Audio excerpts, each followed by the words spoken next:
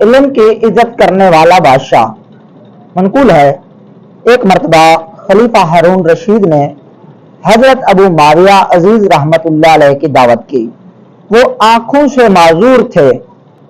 کھانے کے وقت جب ہاتھ دھونے کے لیے لوٹا اور ہاتھ منہ دھونے کا برتن لایا گیا تو خلیفہ ہارون رشید نے برتن خدمت گاروں کو دیا، خود لوٹا لے کر حضرت ابو معاویہ عزیز کے ہاتھ دھلائے اور کہا، آپ نے جانا کون آپ کے ہاتھ پر پانی ڈال رہا ہے؟